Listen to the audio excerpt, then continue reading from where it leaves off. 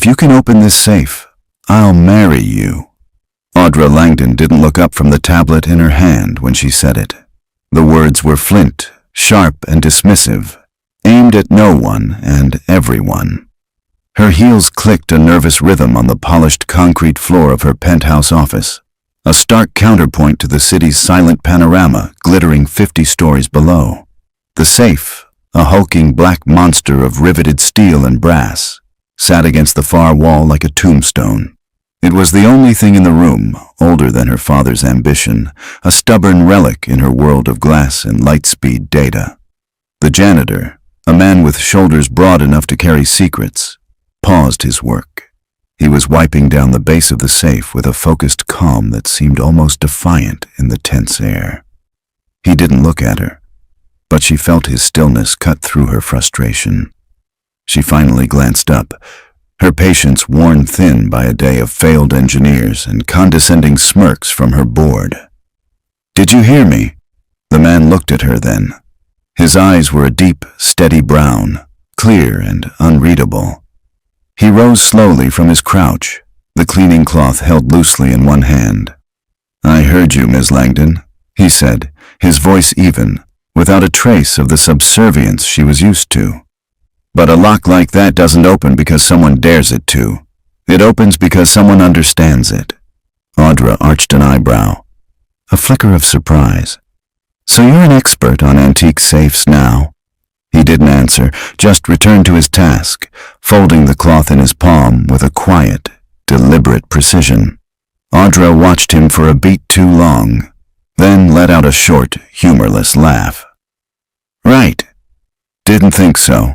She turned on her heel, the moment over. She didn't know why she'd said it.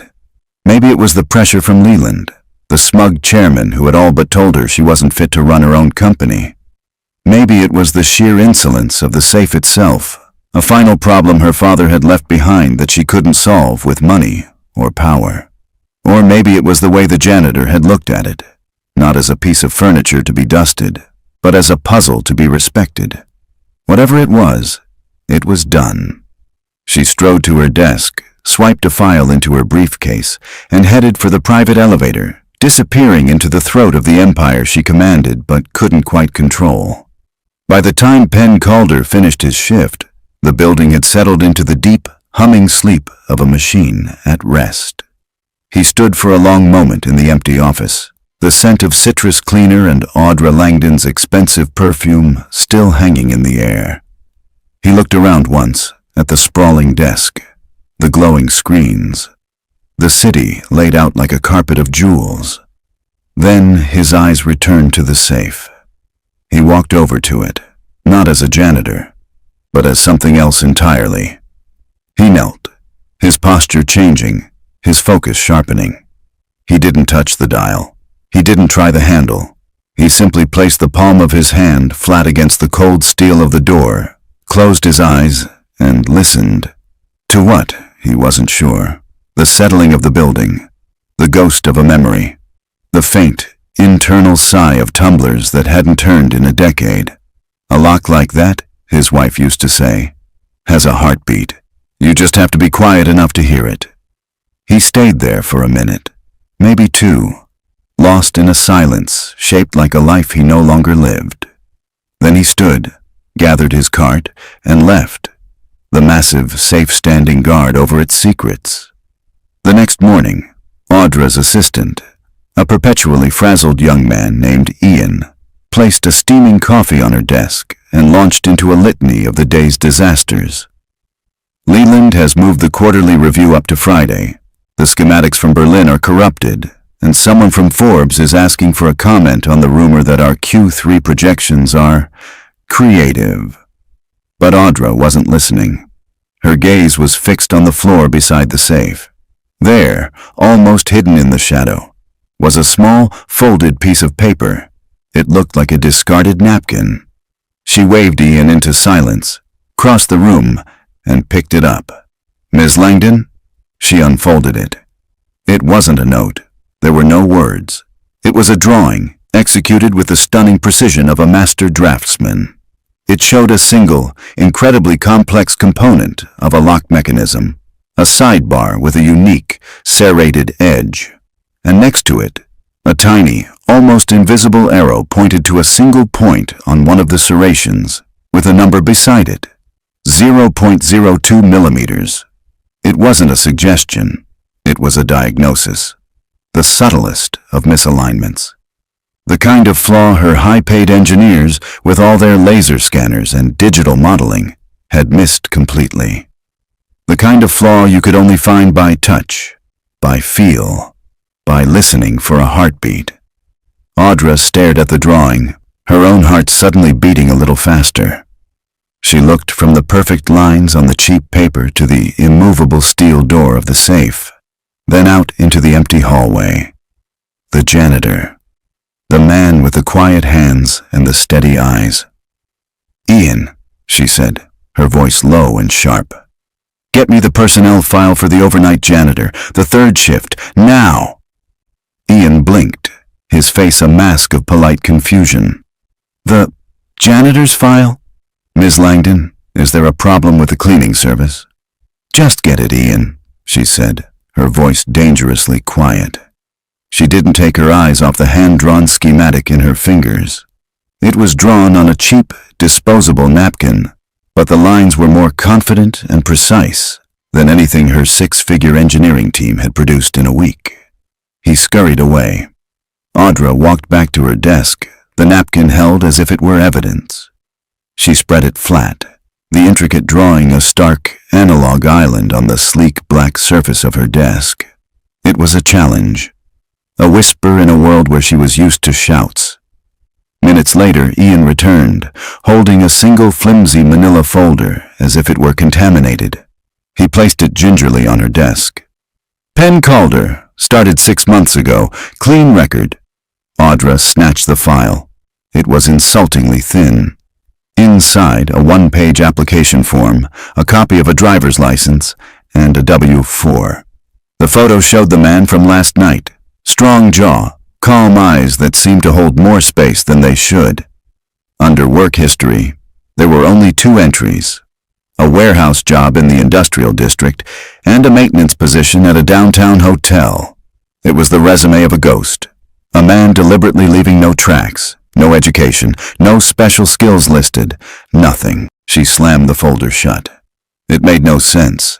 A man with this level of mechanical intuition, this drafting skill, was scrubbing floors? It wasn't just improbable. It was impossible. People didn't hide genius like this unless they were running from something. A new kind of energy sparked through her. Not frustration, but a hunter's curiosity. She couldn't just call him in and interrogate him. A man this careful would simply deny everything, retreating deeper into his shell. No, she had to continue the conversation he had started. She had to bait the trap. That evening, before she left, Audra walked over to a low credenza that housed her father's old collection of engineering texts. She pulled out a thick, leather-bound volume, Fletcher's Treatise on Lever and Tumbler Mechanisms. It was an obscure, almost legendary text among lock designers. She opened it to a chapter detailing the Cerberus, a notoriously complex triple-redundant lock her father had been obsessed with but had never managed to replicate. She left the book open on the small table beside the safe, a bottle of cleaning spray and a cloth placed neatly beside it, as if a janitor had been interrupted mid-task. It was a question disguised as an oversight. The door to Penn Calder's apartment opened into a life that was meticulously managed. It was a small, clean space that smelled faintly of laundry soap and the cinnamon toast his daughter, Willa, loved. Framed pictures she had drawn, of smiling suns and lopsided cats, were the only decorations on the walls. "Did you bring me a moon rock, Daddy?" Willa asked from her perch on the sofa. She was a small, bright-eyed girl of 7, with her father's steady gaze and a spirit that far outsized her frame. A clear tube ran from a humming machine on the floor to the nebulizer mask she held loosely in her lap.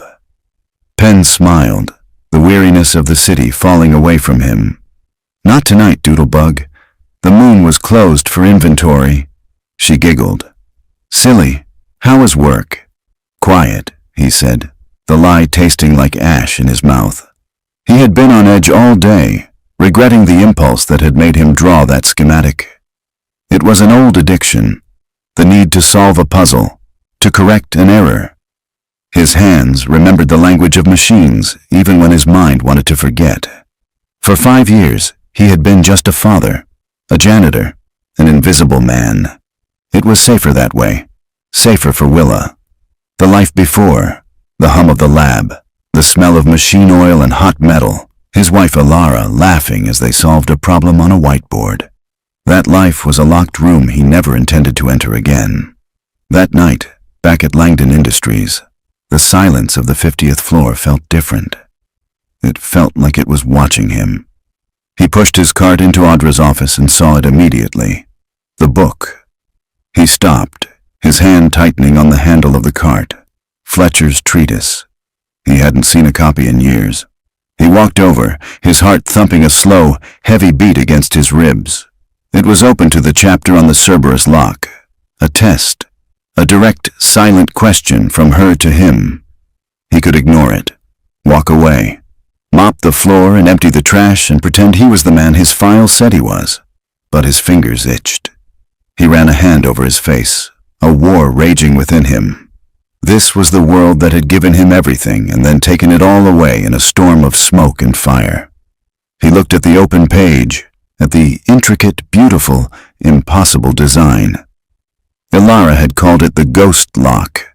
She'd spent months on a prototype before. He couldn't help himself. He reached into his cart and pulled out a small metal tin. Inside, nestled in soft foam, were a few simple, handmade tools. He picked up a long, thin tension wrench he'd fashioned himself from the underwire of a binder. He didn't touch the book. Instead, he turned to the small trash can beside Audra's desk. He retrieved a single, sturdy paperclip. For the next 10 minutes, his hands were a blur of quiet, focused motion. With a pair of small pliers from his tin, he bent the paperclip, twisting it, filing a minuscule notch here, flattening a tip there. It wasn't rushed. It was the work of a master craftsman, every movement economical and perfect. When he was done, it was no longer a paperclip. It was a bypass pick, custom-shaped for a specific flaw in the Cerberus design, a flaw that Fletcher's own book didn't even mention, a flaw only 2 people in the world had ever known about. He placed the newly formed tool gently on the open page of the book, a gleaming metal question mark against the old ink. His answer. He took a deep breath, the smell of old paper and new risk filling his lungs. He had just knocked on the door of his own past. Now he had to wait to see if she would open it. Audra found it the next morning, resting on the open book like a silver insect. It wasn't just a bent paperclip. It was an instrument.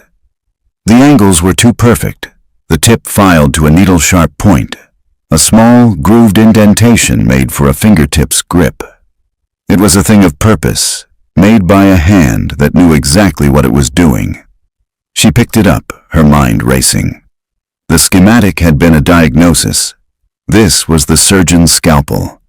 She called in her head of engineering, a man named Garrett, whose face was permanently fixed in a state of weary apology. She held up the object between her thumb and forefinger. "What is this?" Garrett squinted. "A paperclip, Miss Langdon?" "Don't patronize me, Garrett.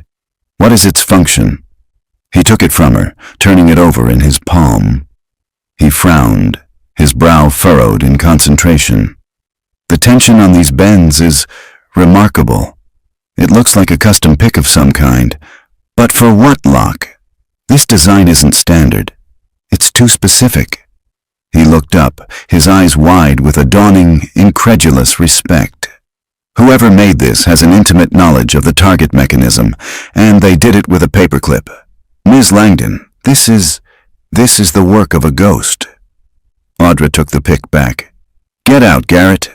He left, looking more confused than ever. A ghost. That's what Penn Calder was. A ghost haunting the halls of his own past. But why? Her thoughts were interrupted by the sharp, unwelcome voice of Leland Croft, the chairman of the board, striding into her office unannounced. He was a man who dressed in expensive suits that couldn't hide the cheapness of his character. He smiled, a predatory flash of white. "Audra, still communing with your father's paperweight?" he asked, gesturing toward the safe. "The board is growing concerned. Your sentimentality is becoming a liability. We have a hostile acquisition bid from Omnicorp on the table, and you're wasting time trying to crack a box of memories." "Those memories, Leland, include the original patent files for the Helios guidance system," Audra shot back, her voice like ice. "The same system Omnicorp is trying to replicate. The files in that safe could give us the leverage to file an injunction that would bankrupt them." "If you could get to them," Leland purred. "Which you can't. The vote is on Friday. Unless you present a viable strategy to neutralize Omnicorp by then, the board will be forced to accept their offer. And you'll be the CEO who lost her father's company." He paused at the door. "Stop playing games, Audra. Your time is running out." The threat hung in the air long after he was gone. Her time was running out. Her curiosity had just become a weapon, and her ghost was the only one who knew how to wield it. That afternoon, Penn sat with Willa in the sterile waiting room of a clinic, the air smelling of rubbing alcohol and anxiety. Willa was coloring, her tongue stuck out in concentration as she tried to stay within the lines of a cartoon horse. "Daddy," she said without looking up, "is the medicine going to get more expensive?" Penn's heart gave a painful thud. "Why do you ask, sweet pea? I heard you on the phone. You sounded worried." She finally looked at him, her gaze unnervingly direct. "We can sell my bike. I don't ride it that much anyway." He reached out and brushed a stray strand of hair from her forehead. "You will never sell your bike. Don't you worry about money, okay? That's my job. Your job is to be 7. "Okay," she said, but her eyes were still troubled. She went back to her coloring, and Penn felt the walls of his quiet, manageable life begin to press in. The janitor's salary was enough for rent, for groceries, for the co-pays on her current medication. But there was nothing left over, no safety net, no room for the ground to shift beneath them. That night, he entered Audra's office with a sense of foreboding. He knew the game had to end. He couldn't afford the risk. She was there, sitting at her desk, waiting for him. The room was dark except for the single lamp on her desk, casting her in a pool of golden light. She looked up as he entered, her expression unreadable. In her hand, she held the paperclip pick. "Good evening, Mr. Calder," she said, her voice calm, measured. "I believe this is yours." Penn's stomach tightened. He said nothing, just gripped the handle of his cart. "It's a beautiful piece of work," she continued, standing and walking toward him. "A bypass pick, specifically for a Cerberus-class lock. A design so rare, only a handful of people have ever seen the schematics." She stopped a few feet from him, her eyes boring into his. "According to my company's archives, only 3 people have ever had clearance for that project. My father, a lead engineer named Alistair Finch, and his brilliant protege, a young woman named Ilara." Penn flinched. The name hit him like a physical blow, stealing the air from his lungs. It was the first time he'd heard someone say his wife's name in this building in 5 years. Audra saw the crack in his armor, the sudden sharp pain in his eyes. She pressed her advantage, her voice softening slightly. "I was a teenager when she worked here, but I remember my father talking about her. He said she didn't just build machines, she understood their souls. He said her husband was just as gifted." Penn remained silent, his jaw clenched so tight it ached. "The schematic? The pick," Audra said, her voice now a whisper. "You're not a janitor. I don't know what you're running from, and right now, I don't care." She stepped closer, holding out the pick. "I have a board meeting on Friday. I have a man trying to steal this company. Everything my father built, everything I have worked for, is on the line. And I believe the key to saving it is inside that safe." She looked from his eyes to the hulking metal beast against the wall. "I need it open, and you are going to open it for me." The silence in the room stretched, thick and heavy. Penn's face was a mask of stone, but Audra could see the storm in his eyes. He finally shook his head, A single, sharp movement of refusal. No. The word was quiet, but absolute. You don't understand what you're asking, he said, his voice low and strained. That world, I left it behind for a reason. I'm a janitor. That's all. I don't believe you, Audra countered, stepping closer. And neither do you. I saw your drawing. I saw the tool you made. That's not a man who has left anything behind. That's a man who is pretending. You have no right, he said, his voice dropping to a near whisper. You sit in this tower, and you have no idea what your company has cost people. The words hit her, a surprising blow. What are you talking about? He looked away, his jaw tight. I won't do it. My life is quiet now. I have responsibilities. He was thinking of Willa, her laugh, the steady rhythm of her breathing machine in the night, the fragile peace he had built for them out of the wreckage of his life. Audra saw the fierce protective light in his eyes and understood. He wasn't motivated by money or fear. He was motivated by love. Her strategy shifted. Leland Croft isn't just trying to take my company, she said softly. He's trying to erase my father's legacy. Everything he built, the good and the bad. Leland wants to gut it for parts and sell it to the highest bidder. This isn't just business, it's personal. She paused, letting the words sink in. That safe is a masterpiece. Ilara knew it. My father knew it. And you know it. Are you really going to let it stay silent forever, just so a man like Leland can win? He didn't answer, but she saw the conflict warring in his face. She played her final card. You said you have responsibilities, she said. I saw the medical alert bracelet on your daughter's wrist when she was here last month for the company family day. Penn went rigid. Leave her out of this. I can't, Audra said, her voice firm but not unkind. Because she's the reason you're here, isn't she? This quiet life, this steady paycheck. It's for her. She took a deep breath. Help me, Penn. Help me, and I will make you a promise. Langdon Industries has the best corporate health insurance in the country. The executive plan covers everything. Experimental treatments, specialist consultations, out-of-state travel. No questions asked. I will put you and your daughter on that plan, for life. Whatever she needs, whenever she needs it, the company will provide. That's my offer. He stared at her, his composure finally cracking. It was an impossible offer. A lifeline he never dreamed he'd see.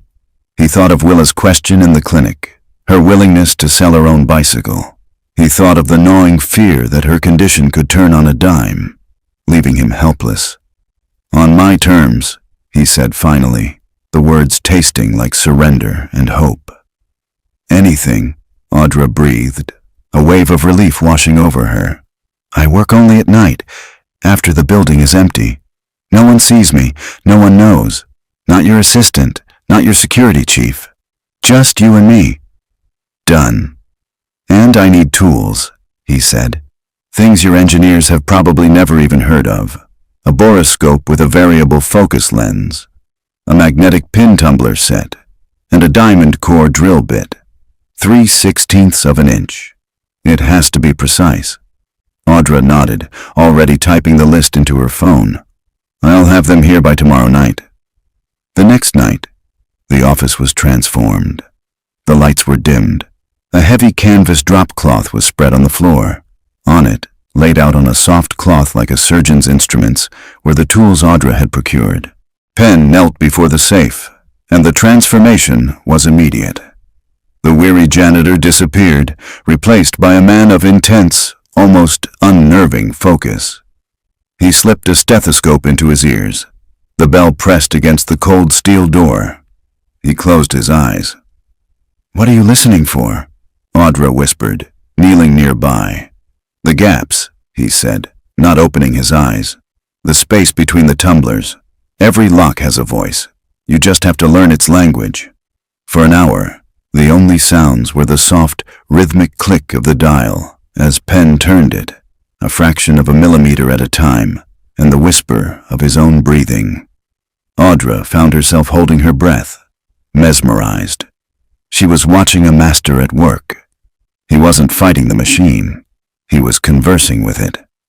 He reached for a tension wrench, applying the slightest pressure to the lock. "The first tumbler is set," he murmured. "Your father used a false gate system on the first two, a scarecrow. Most people would spend a week trying to get past them." As he worked, his brow furrowed in concentration. The scent of the lubricating oil seemed to trigger something. For a fleeting second, the memory ambushed him.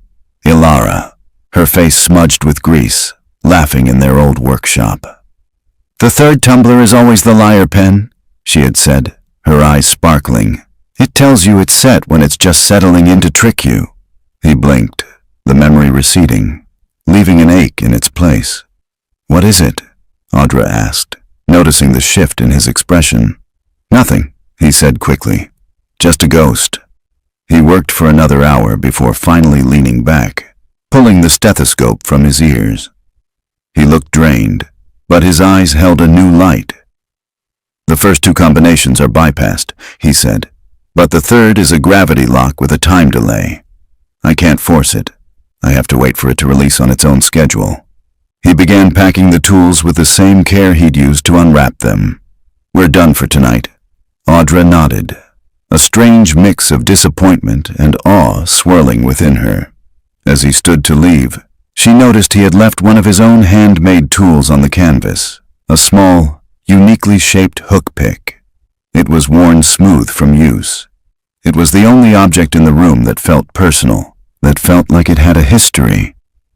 "You said the third tumbler was the liar," she said, thinking back to his strange comment. Pen stopped at the door, his back to her. "It's what she always used to say." She. He left without another word. Audra stood alone in the quiet office, staring at the safe. It wasn't just a box of corporate secrets anymore. It was a memory box, and she was beginning to suspect that Pen Calder wasn't just opening it for her. He was opening it for a ghost. She. The word echoed in the silent office long after Pen had gone. It hung in the air, reframing everything. This wasn't just a job for him. It was a pilgrimage. Audra couldn't shake it. Sleep was impossible. She sat at her desk, the city lights blurring into a meaningless smear below. Who was she? The name Ilara echoed in her memory, a fragment from a past she had barely paid attention to. Using her personal laptop and encrypted access codes, she bypassed the standard corporate network and dove into the deep archives, the digital catacombs where the company's history was buried. She typed in the name, Ilara Calder. The search returned a handful of results. Commendations, project files, patents pending. A digital ghost of a brilliant career. Then she cross-referenced the name with news archives from 5 years ago. A single article appeared from a local business journal. The headline was small, deliberately understated. Minor fire contained at Langdon Industries R&D lab. Audra's blood ran cold. She read the article, her breath catching in her throat.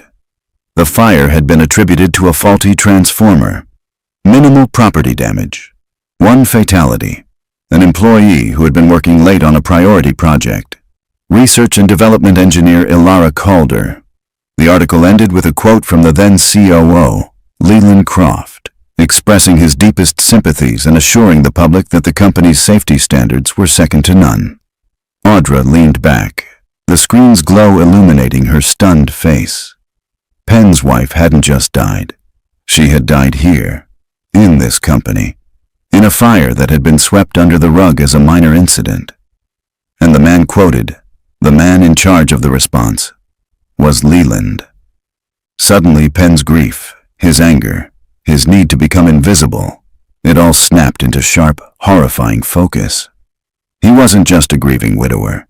He was a survivor of a corporate tragedy, and he had willingly returned to the scene of the crime to scrub its floors. Why? The question was a physical weight in Audra's chest. The next evening, before Pen's shift, she found herself driving through a part of the city she hadn't visited in years. She parked outside a small, well-kept park and watched from her car as Pen pushed Willa on a swing.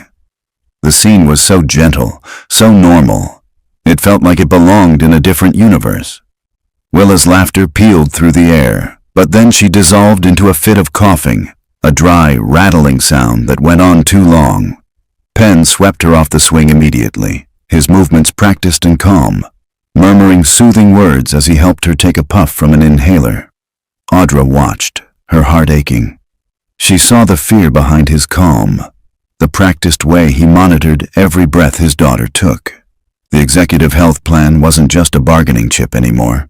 It was a moral imperative. Later, back in the silent fortress of her office, the atmosphere was thick with unspoken knowledge. Audra watched Penn with new eyes as he prepared his tools.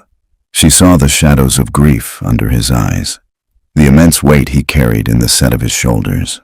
He was a man haunted by ghosts she was just beginning to see. He went to work on the third lock, the one with the time delay. It was a task of supreme patience. He couldn't force it. He could only wait, listen, and be ready when the mechanism was willing to yield. They sat in near silence for almost an hour, the only sound the faint hum of the city. "You must miss it," Audra said softly, breaking the quiet. "The work, the challenge of creating something." Penn didn't look at her. His eyes were fixed on the safe. "I miss the person I did it with," he said, his voice rough. "She believed you could build things that were honest. No tricks, no shortcuts, just good design. She said a well-built machine had integrity." The words were aimed at the safe, but they landed squarely on Audra, a quiet indictment of the company her father had built. Suddenly, a new sound. A soft, low thump from deep within the safe's mechanism. It was the sound of a weight dropping, of a lock releasing. Penn's entire body went taut. He leaned in, his fingers flying to the dial, turning it with a speed and precision that was breathtaking. There was a series of sharp, satisfying clicks, like a spine aligning. He leaned back, exhaling a breath he seemed to have been holding for 5 years. "The time lock is disengaged," he said, his voice trembling slightly. "There's just the final bolt mechanism left." He reached for a different tool, a specialized wrench. But as he leaned in, his hand froze. His eyes fixed on a spot near the main dial, a place half hidden by the ornate brasswork. Audra followed his gaze. It was a tiny, engraved mark, no bigger than a grain of rice. It wasn't a corporate logo. It was a stylized drawing of a starling, its wings spread. Penn's face went pale. He looked as if he'd seen a ghost for real this time.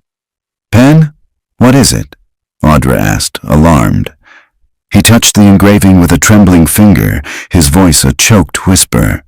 "The starling. It was her personal mark, her signature." He looked up at Audra, his eyes wide with a terrible, dawning realization. "This safe, this isn't just a production model. It's the prototype. It was the last project she was working on, the one they told me was destroyed in the fire." The words fell into the silence of the room and shattered it. Penn recoiled from the safe as if its steel had become white-hot.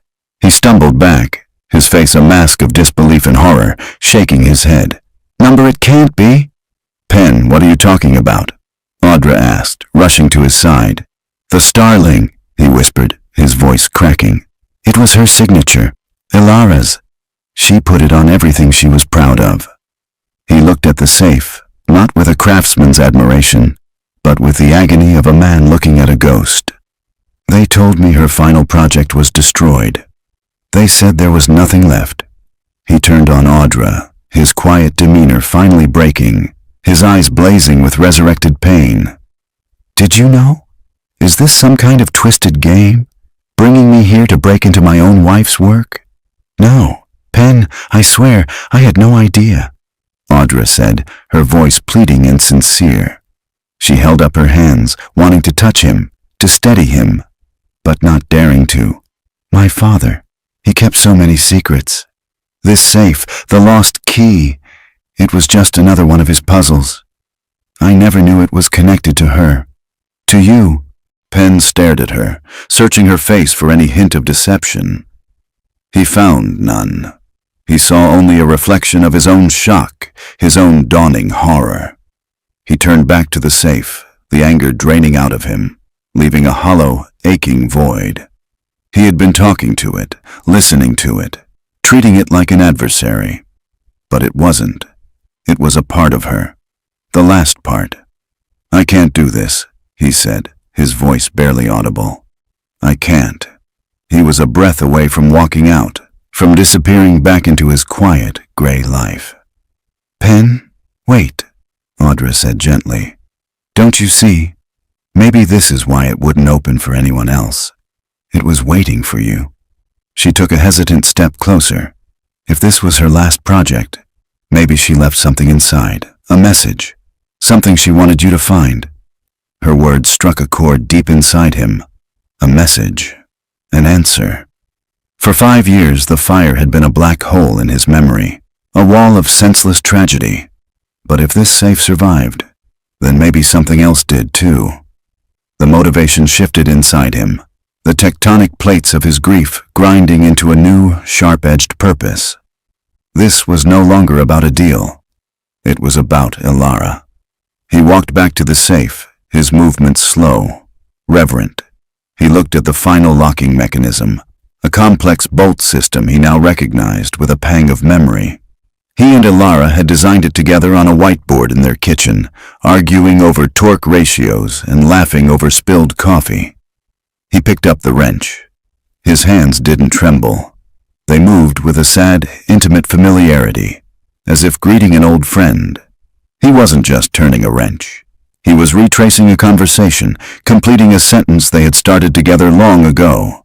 With a final, resonant clack, the last bolt slid home. For a moment, there was absolute silence. Then, with a low groan of metal, the immense steel door swung inward, revealing the darkness within. A darkness that had been sealed for 5 years. The air that drifted out smelled of old paper and something else. Faintly, impossibly, it smelled of her, of the lavender soap she always used. Resting on top of a stack of thick file folders was a small, cream-colored envelope.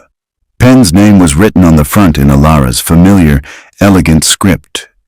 His breath hitched. He reached in with a trembling hand and took it. His fingers fumbled with the seal. Inside was a single, folded sheet of paper. "My pen. Thinking of you while I wrestle with this beast. It's finally done. I think this might be my masterpiece. When this project is delivered, I'm taking you and Willa to that little cottage on the lake. A week with no machines, no deadlines, just us. I love you more than all the stars. Yours, Ilara." The note was dated the day of the fire. Pen sank to his knees, the paper crinkling in his fist, a single, choked sob escaping his lips. It wasn't a goodbye. It was a promise, a snapshot of a future that had been stolen from them, written just hours before she was gone. Audra watched, her heart breaking for him. She gave him a moment, then knelt beside him. "Pen," she said softly, "there's more." He looked up, his eyes hollow with grief. He nodded numbly. Audra reached into the safe and lifted out the thick folder that had been under the letter. The label on it read, "Project Starling. Final report and safety analysis." She opened it on the floor. The top pages were technical readouts, blueprints, material analyses, but beneath them was a thinner file. The first document was a purchase order for 1,000 feet of high-voltage wiring, sourced from a non-certified overseas supplier at a fraction of the standard cost. The signature authorizing the purchase was clear: Leland Croft. The next document was a formal memo, written and signed by Ilara Calder. It was a safety warning, flagging the new wiring as substandard and a critical fire hazard. She called the R&D lab a ticking time bomb and formally requested an immediate halt to all work until the wiring could be replaced. The memo was addressed to Leland Croft. It was dated the day before the fire. Audra stared at the page, at the damning, undeniable proof in her hands. She looked at Pen, who was still clutching the letter, a relic from a life that had been violently extinguished. Ilara's death wasn't an accident. It wasn't a tragedy. It was a consequence. A predictable, preventable outcome that Leland had been warned about and had ignored. The ghost in the machine had just spoken, and she was screaming for justice. Audra laid the memo on the floor beside Penn. He didn't look at it at first. His entire being focused on the precious, crinkled letter in his hand. He read it again and again, as if trying to memorize the shape of his wife's love. Then, slowly, his gaze lifted to the document Audra was holding out. He took it. He read the clinical, damning words. Substandard wiring, critical fire hazard, ticking time bomb. He saw the name at the bottom, Leland Croft, and the date. The day before his world ended. The grief that had hollowed him out moments before began to curdle, hardening into something else. It was a cold, sharp, diamond-hard rage. The fire wasn't fate. It wasn't a random tragedy. It was a line item on a budget sheet. His wife, his brilliant, vibrant Ilara, had been sacrificed for the price of cheaper wire. He killed her, Penn said.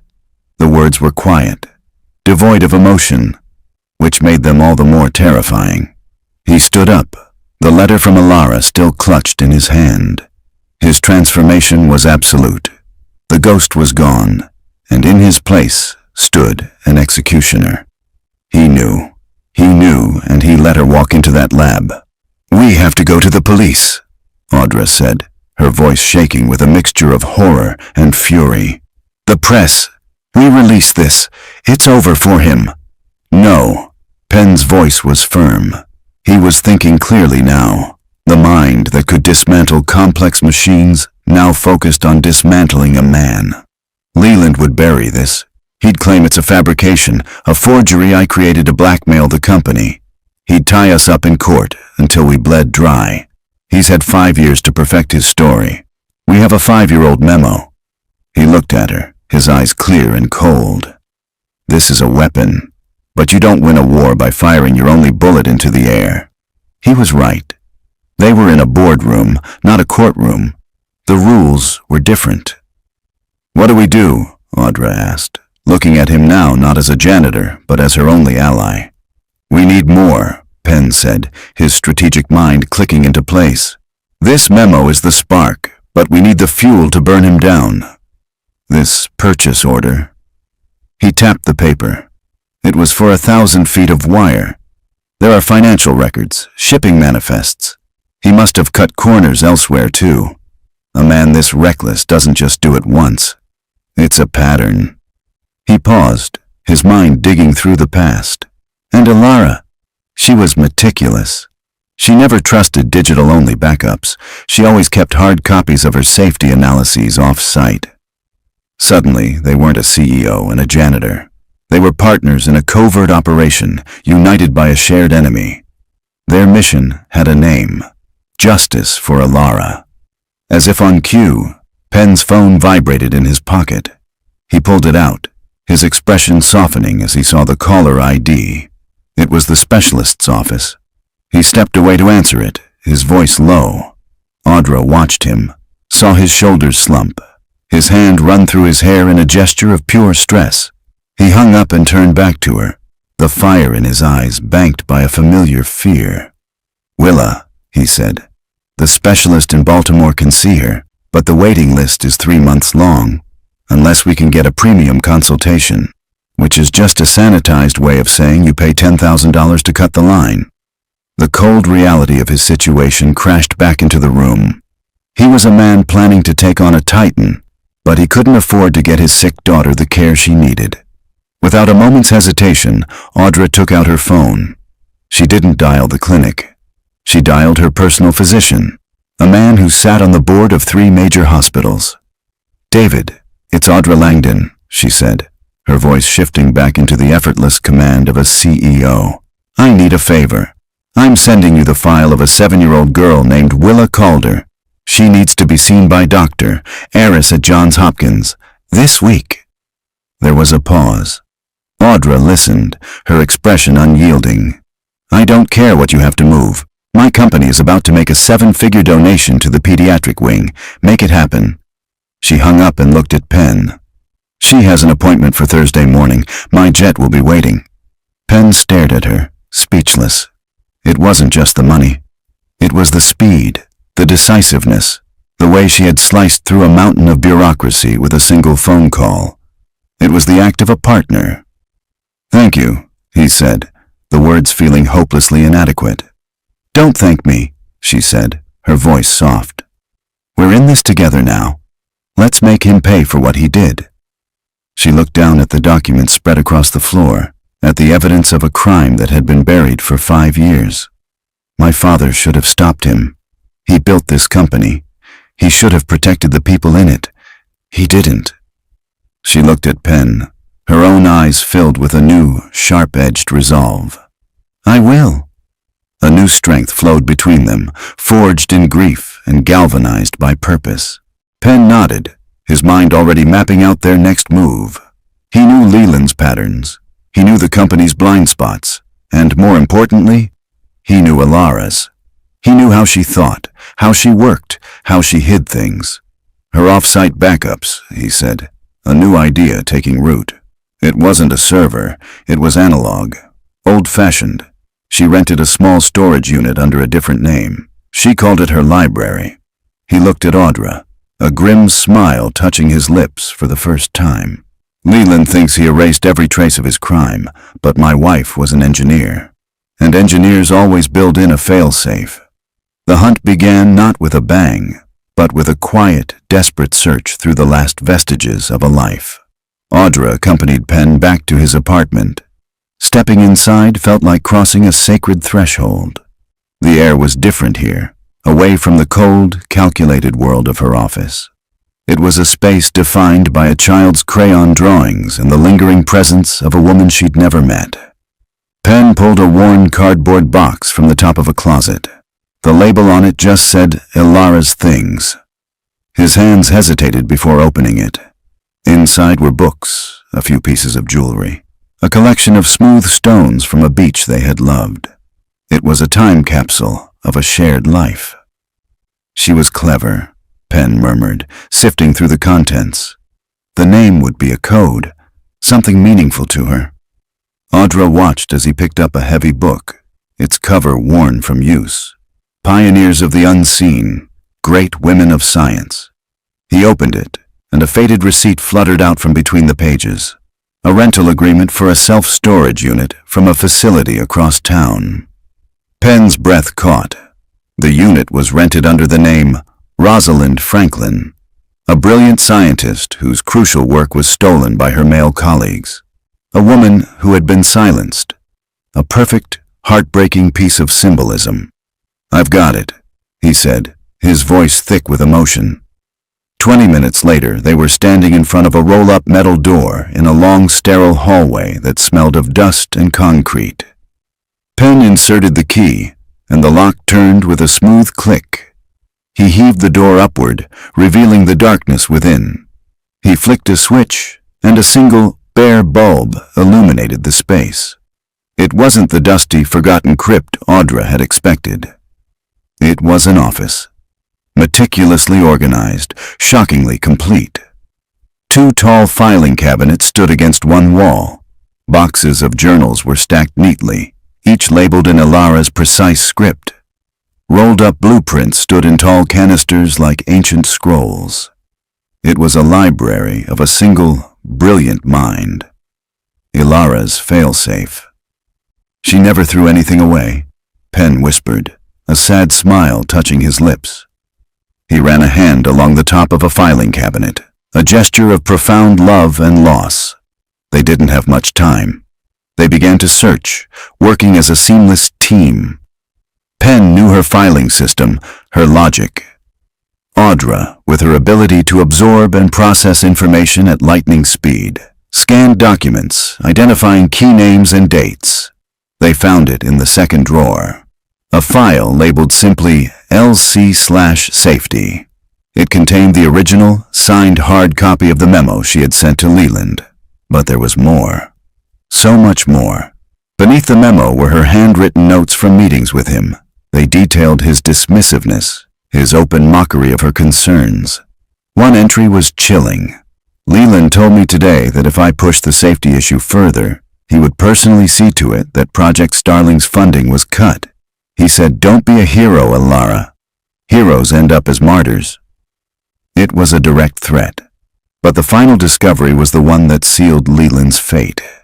Tucked into a pocket at the back of the file was a separate, thinner folder. It contained safety reports Alara had compiled on 3 other construction and engineering projects Leland had overseen in the previous year.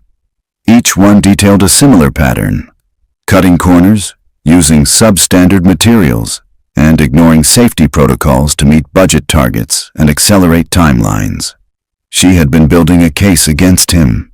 "My God," Audra breathed, holding the folder. "It wasn't just your wife's lab, Pen. He's a serial risk-taker. He's been endangering employees for years. This could have happened to anyone." The crime was no longer a single, tragic event. It was a portrait of a predator, a man who treated human lives as acceptable losses in the pursuit of profit. They had it, the fuel to burn him down.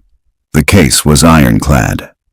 They packed the most critical files into a banker's box, their hands moving with a shared, urgent purpose. As they closed the storage unit, the bare bulb plunging Alara's library back into darkness, Audra's phone buzzed with a high-priority notification. She glanced at it, and her face went pale. It was a text from Ian. "Urgent. Leland just invoked a bylaws clause. He's called an emergency board meeting for 9 a.m. tomorrow. He's forcing the vote on the Omnicorp acquisition. He says he has the proxies to win." Penn looked at her, then at the box of evidence in his hands. Their careful, strategic timeline had just evaporated. The war wasn't coming. It was here. They had less than 12 hours to deploy an arsenal of evidence against a man who had just seized control of the battlefield. "He knows," Audra said, her voice a strained whisper. "Somehow, he knows we're coming for him. And he's making his move now." The drive back to the Langdon Industries tower was a blur of high-stakes silence. The city's glittering lights seemed to mock them, indifferent to the bombshell they carried in a simple cardboard box. There was no time to go home, no time to think. There was only time to act. They turned Audra's office into a war room. She swept her desk clear with one arm, sending meaningless paperwork fluttering to the floor. Together, they laid out the contents of Alara's library across the vast mahogany surface. Memos, journals, blueprints, reports. It was a mosaic of a crime. For hours, they worked under the lonely glow of her desk lamp, fueled by coffee and a burning, righteous fury. Penn, the engineer, moved with a cold precision, cross-referencing blueprints with material invoices, creating a flawless technical timeline of Leland's negligence. He pointed out sheared bolt specifications, faulty wiring schematics, and structural weaknesses, his voice low and steady. Each observation another nail in Leland's coffin. Audra, the CEO, worked in parallel, building the narrative for the board. She translated Penn's technical data into the language the board understood: risk, liability, and catastrophic financial exposure. She drafted projections on potential lawsuits, regulatory fines, and the stock price collapse that would follow if this scandal ever became public. They were a perfect synthesis of heart and mind, of technical genius and corporate strategy. Around 3 a.m., Audra faltered. She stared at a photo stapled to a file, a picture of her father shaking hands with a much younger Leland. "My father trusted him," she whispered, her voice strained. "He let this man into the heart of his company. All this happened under his watch. When I expose Leland, I expose my father's failure." Penn stopped his work and looked at her. He picked up one of Alara's journals and pointed to a passage. "She wrote here that your father was the one who funded her research into safer materials, even when Leland called it a waste of money. Your father wasn't perfect, Audra, but he wasn't Leland. You're not tarnishing his legacy. You're fulfilling it." His words steadied her, a lifeline in her sea of doubt. Just before dawn, Penn's phone buzzed. It was Willa's morning alarm, his remote signal to call and wake her for school. He stepped onto the balcony, the cold morning air biting at his face. He forced a warmth into his voice that he didn't feel. "Hey, Doodlebug. Time to wake up. Are you still at work, Daddy?" Her sleepy voice asked. "Yeah, just a long night. But I'll be there to pick you up from school, I promise." "Okay, I love you." "I love you more than all the stars, sweet pea," he said, the words catching in his throat. He hung up, the promise he'd just made to his daughter stealing his resolve for the battle ahead. At 8:55 a.m., they walked into the boardroom. The air was frigid, the tension palpable. The board members were already seated, a gallery of grim, stony faces aligned with Leland, who sat at the head of the table like a king on his throne. When they saw Penn walking in beside Audra, there was a ripple of confusion. He wasn't in his janitor's uniform. He wore a dark, well-fitted suit Audra had procured from the company's executive tailor. He was no longer invisible. He was a statement. Leland smirked. "Audra, cutting it a little close. And who is your guest?" "Mr. Calder is here at my invitation," Audra said smoothly, taking her seat. "I see," Leland said, his tone dripping with condescension. "Well, as this is an emergency meeting with a single agenda item, perhaps your friend can wait outside. I now call for the vote on the immediate acceptance of the Omnicorp acquisition offer. The vote can wait," Audra said, her voice cutting through the room like glass. Leland laughed. "I'm afraid it can't. I have the proxy votes. This is a formality." "Is it?" Audra stood, her gaze sweeping across the hostile faces at the table. "Before we vote on the future of this company, I believe it's imperative that the board be made fully aware of its past, specifically its ongoing and catastrophic legal liabilities." She gestured to Penn. "This is Penn Calder. And while some of you may have seen him maintaining our facilities, his true qualifications are far more relevant to our present situation. Until 5 years ago, he was one of the senior mechanical engineers in our R&D division." A wave of shock rippled through the room. Leland's smirk tightened. "At my request," Audra continued, "Mr. Calder has spent the last several days conducting a comprehensive risk assessment analysis of past projects supervised by our current chairman." Penn stepped forward to the head of the table. He was calm, focused, his voice steady. He did not speak as a grieving husband. He spoke as an engineer. For 15 minutes, he laid out the facts. He spoke of compromised materials, of falsified safety inspections, of ignored warnings. He presented a cool, clinical, and utterly damning case of systemic negligence, all traced back to decisions made by Leland Croft. He concluded with Project Starling. He placed Alara's final memo on the projector, her elegant handwriting filling the screen. Her words, ticking time bomb, hung in the air like a death sentence. He never once mentioned she was his wife. He didn't have to. The truth was devastating enough on its own. The board was silent, their faces pale with horror.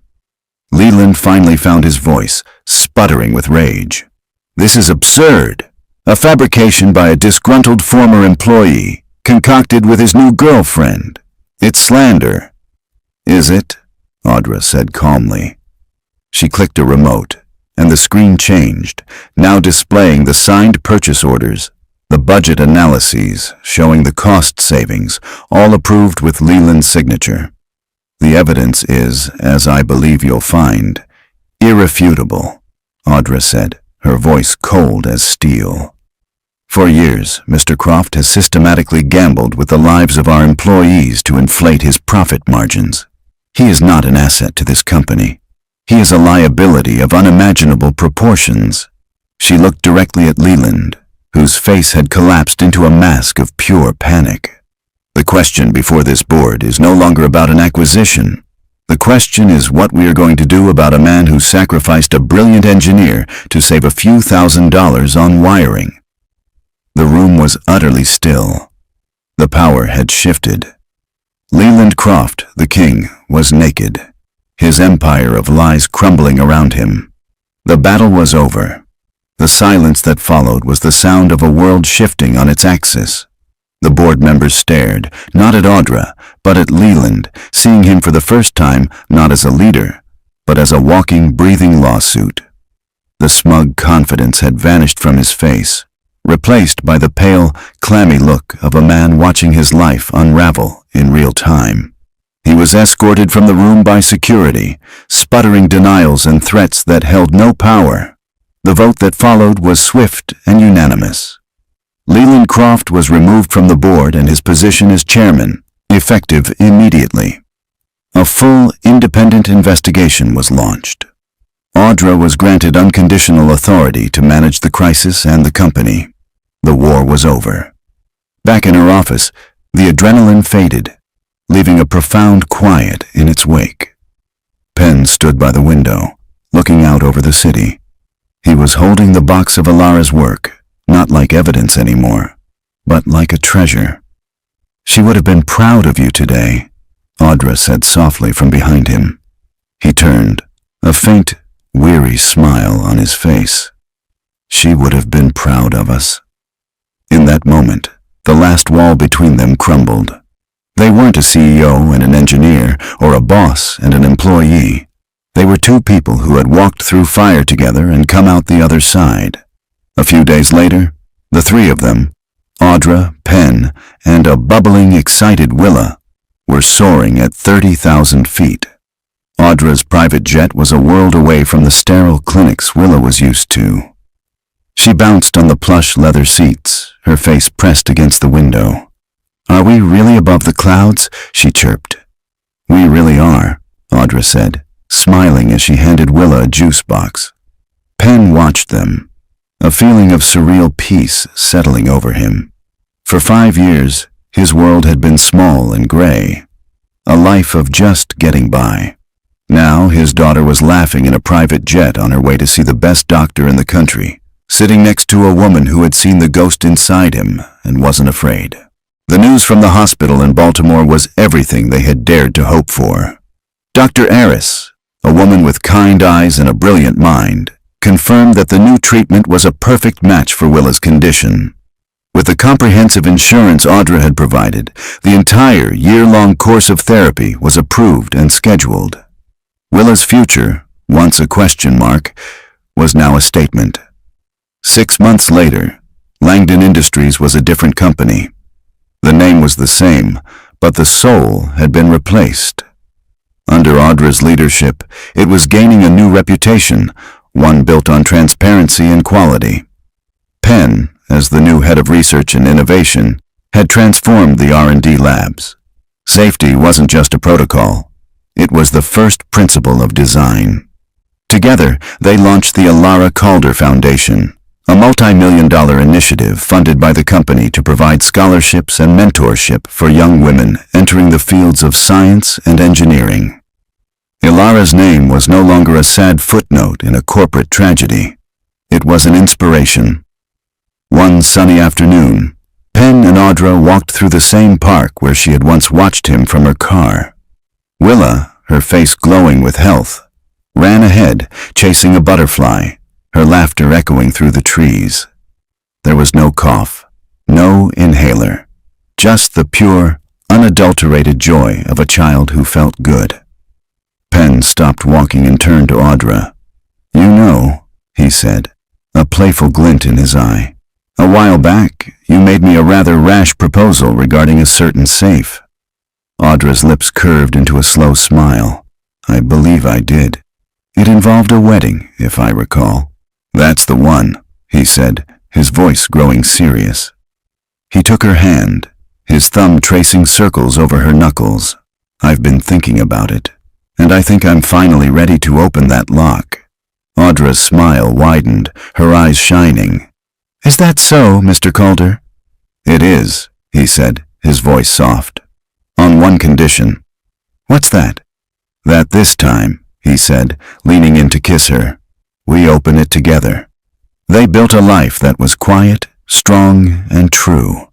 It was a life filled with Sunday morning pancakes, with homework and board meetings, with the comfortable silence of two people who understood each other's souls. They didn't chase ghosts anymore. They built a future worthy of the memories they honored. Some things, they learned, weren't meant to be disposable. The most valuable things, love, integrity, second chances, were built to last forever. Now, I want to hear from you. No matter where you are in the world, your story matters. Drop a comment below and let us know where you're watching from, because your presence here makes our community stronger. If this story resonated with you, if it reminded you that even the most difficult locks can be opened with patience and love, please consider subscribing to the channel. We have so many more stories to share. Stories of hope, healing, and the incredible strength of the human heart. Thank you for spending your time with us. Until our next story, be kind to one another, be brave in the face of your own challenges, and always remember, true strength isn't about the walls we build to protect ourselves, but about having the courage to unlock what's hidden inside.